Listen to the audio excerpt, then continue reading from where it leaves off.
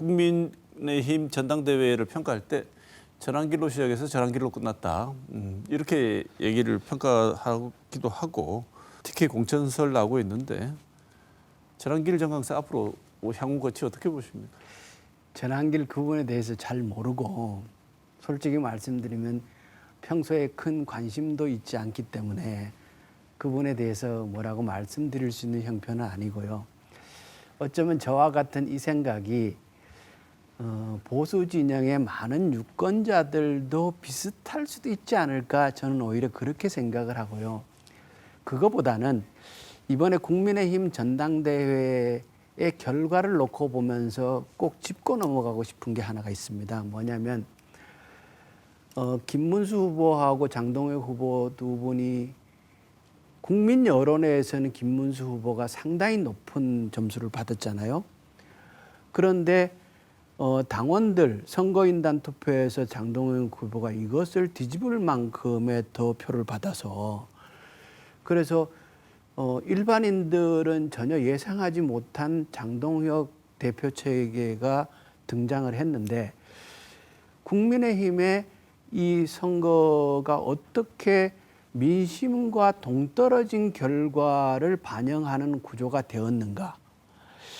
이 국민의힘 내에 지금 계속 우려가 되는 정말로 외부 세력들이, 그 종교와 결합한 세력들이 상당 숫자 당원으로 혹시 들어와 있는 게 아닌가 하는 것을 결과를 놓고 보면서 우려를 하면서요.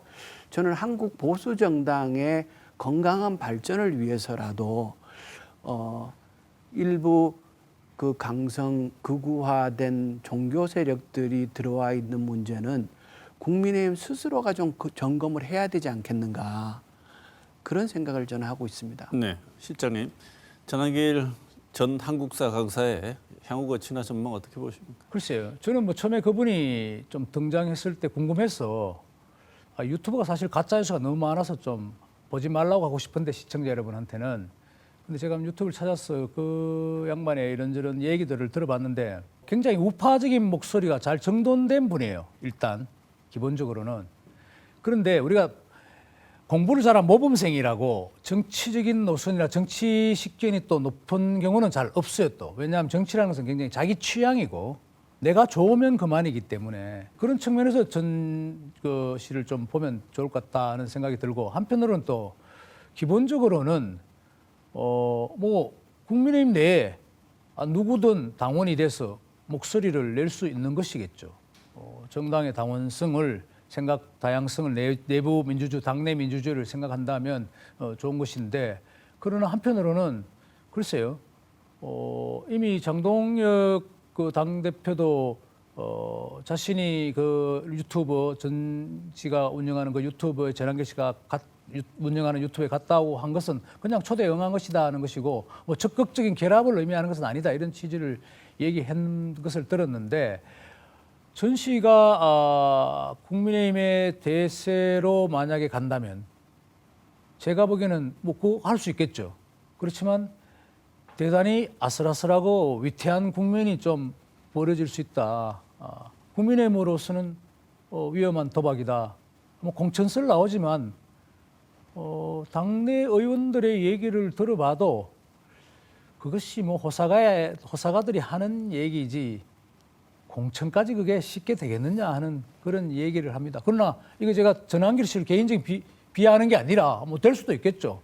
대한민국의 어떤 사람도 뭐 우리가 뭐 대통령까지 되는 마당에 못할 건 없지만은, 그러나 지금 현 시점에서 놓고 본다면 전환길 카드로서 공식적인 당의 얼굴로 내세우고 공천을 주고 당무를 맡긴다는 것은 국민의힘으로서는 국민의 민심을 얻는데 플러스가 되기는 쉽지 않을 것이다. 네. 무려 4번째 최고위원이 된 김재현 최고위원, 우재준 의원 두 명이 입성을 했습니다. 공항부터 해가지고 여러 현안들이 그래도 좀 국민의힘이라는 정당의 당의 결정 혹은 입을 통해서 좀 반영될 수 있는 그런 지역 현안 해결의 목소리를 낼 수 있는 길이 될 수 있지 않을까라는 기대들도 있는데, 김문건 전 의원 어떻게 보십니까? 그분들이 TK 출신이라고 해서 지역 현안 해결에 도움이 될 거라고는 보지 않습니다. 왜냐하면 늘 TK에서 모든 것을 장악하고 있는 상태였기 때문에 뭐 또 이런 형태라고 해서 이건 변화가 없는 거지 새로운 것은 아니거든요. 오히려 국민의힘은 TK가 전면에 나서 있는 게 TK 현안을 중앙 무대화하는데 장애가 되는 측면이 있습니다.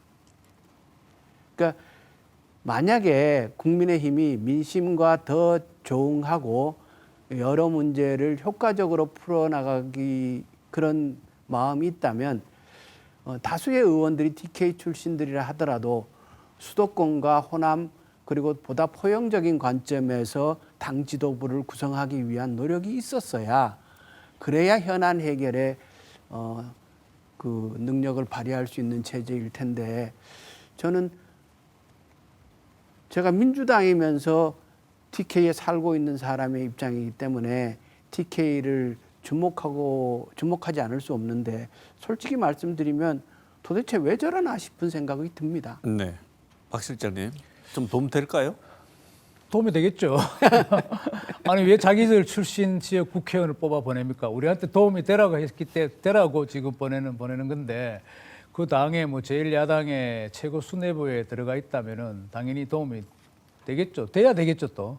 그런데 지금 좀 중요한 시점은 중요한 부분은 민주당이에요.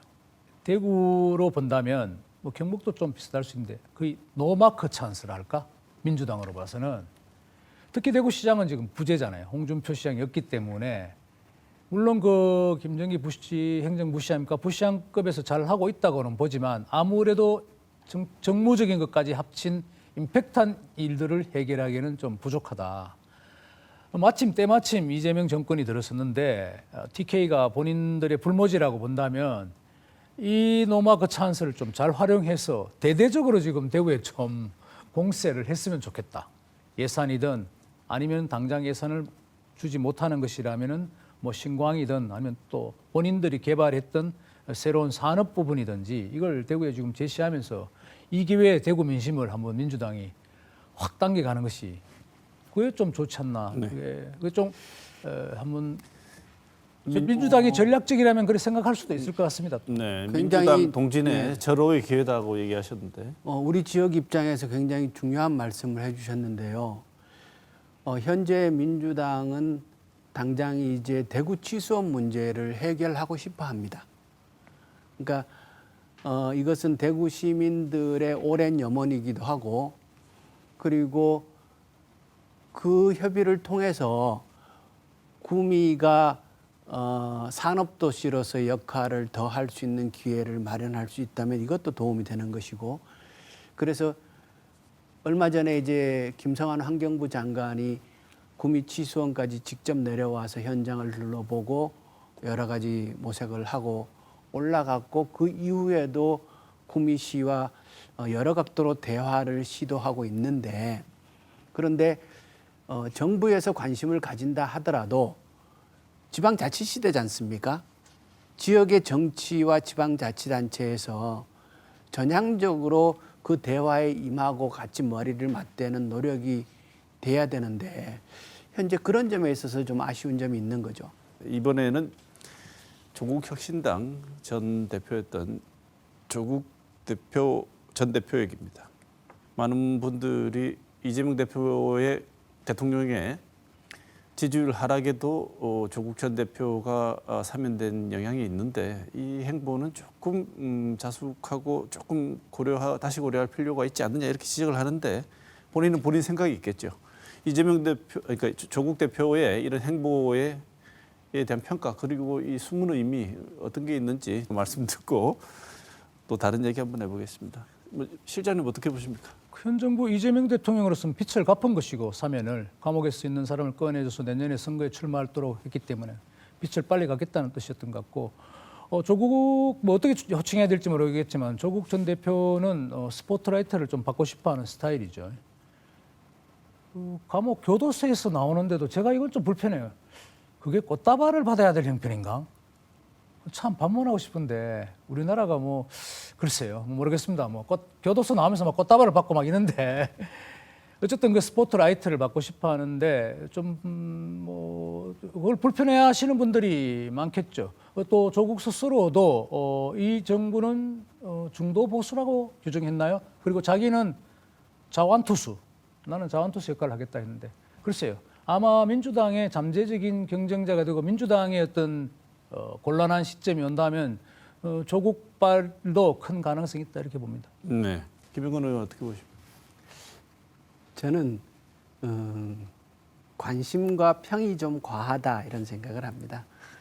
된장찌개를 먹든 누구를 만나든 정치인 개인이 하는 행동은 그의 자유의지에 따라서 행동하는 것이고 그 평가는 국민이 하는 것이니까 그냥 내버려 두는 게 좋지 않겠냐 그런 생각을 하고요. 저는 지금 상태에서 우리 정치에 큰 의미나 무게가 있는 상황 아니다. 현안 해결해야 될 것이 굉장히 많고 국제적인 관계도 그렇고 그런 문제를 푸는데 정치가 보다 집중하는 것이 좋겠다 이런 말씀 드립니다. 네.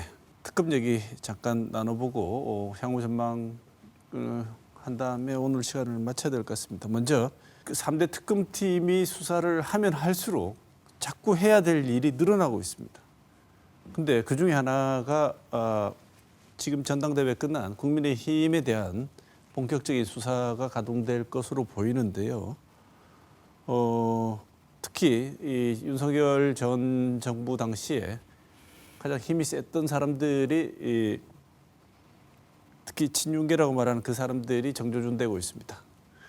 그래서 지금 상황에서 해결이 되지 않을 것 같으면 민주당은 더 센 특검법이라고 말하는 기간 인원 그다음에 범위를 확대하는 더 센 특검법 얘기가 나오고 있습니다.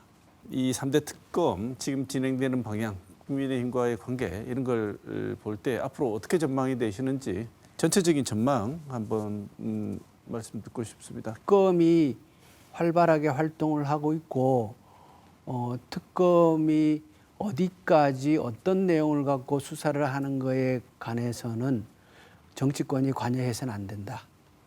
특검은 법으로 특검을 이렇게 팀을 구성하도록 해놨으면 그의 권한에 따라서 판단에 따라서 수사를 하는 것이기 때문에 그 부분에 대해서 정치권이 이래라 저래라 말을 보태는 것은 옳지 않다고 보고요. 전 바라는 건 이겁니다. 청산해야 할 것이 있다면 근본적으로 청산을 과감하게 하고 다만 과거의 경험에 비추어 봤을 때 이 특검 국면이 길지 않았으면 좋겠다. 아무리 시간을 늘려서 잡는다 하더라도 올해 안에 특검은 다 마무리하고 연말이 지나고 나면 대한민국의 여러 국정 과제를 갖고 여야와 국민이 함께 머리를 맞대고 풀어나가는 그런 상태로 전환되는 것을 바라고 그런 점에 있어서 빠른 시간 내에 임무를 충실히 수행하기 위해서라면 특검팀이 보강해야 된다면 그것은 필요하다. 그래서 바짝 달라붙어서 빨리 하고 결과 내고 거기서 마무리하는 그런 절차로 가야 되지 않겠나 그렇게 봅니다. 네, 확 실장님 어떻게 보십니까? 글쎄요, 뭐 특검이라는 것이 기존의 우리 사법 체계에서 수사 체계에서 벗어난 것이죠.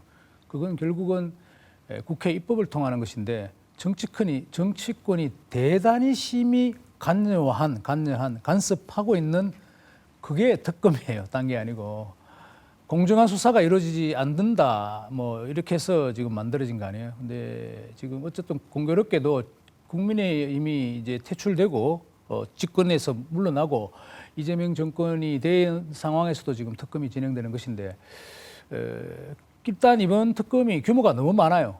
검사가 뭐 120명 이런데 지금 또 뭐 더 셈법을 하기 위해서 더 검사를 보충하기 위해서 개정한다고 하지만 글쎄요. 그럼 다른 지금 그 내란 일반 그 관련 계엄과 그리고 김건희 뭐 수사나 여러 다른 데서 했던 것 검사들은 다 손을 놓는 형국이고 여기에 지금 다시 또 보충한다는 것은 그래서 저는 별로 크게 뭐 동의하고 싶지는 않고요. 우리가 모두의 뭐 트럼프가 그 멍청한 특별검사를 한국에서 데려갔나 뭐 이렇게 농담을 했다 그러지만 이것은 좀 최소화돼야 될 부분이다.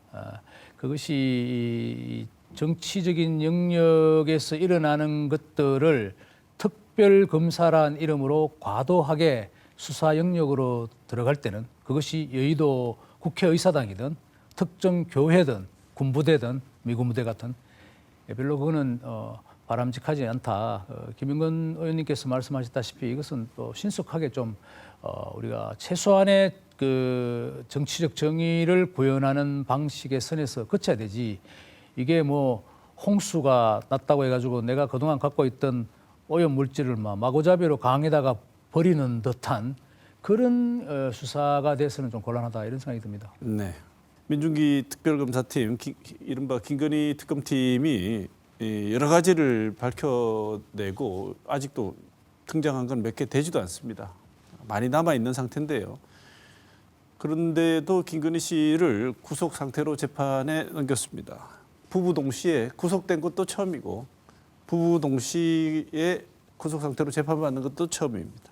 김건희, 윤석열 전 대통령 이 두 부부의 재판, 그다음에 앞으로 어떤 방향으로 전개될지 예측을 두 분께 들어보고 한 달 뒤면 아마 또 여러 가지 비슷한 얘기를 또 나눌 수 있는 여러 가지 얘기들이 나와 있을 거라고 생각합니다. 두 분 이 특검 진행 방향 어떻게 보십니까? 윤석열 대통령이 구속되고 김건희 여사가 다시 같은 위치에 처하게 되죠.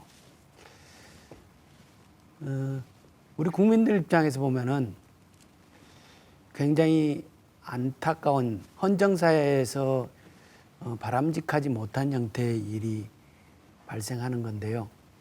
저는 이런 과정을 통해서 우리 민주주의가 더 성숙해지는 그 길을 가기를 바라고요. 김건희 여사가 앞으로 수사에 드러나겠지만 그 대통령의 역할을 많은 부분 대신했다는 게 계속 드러나고 있지 않습니까?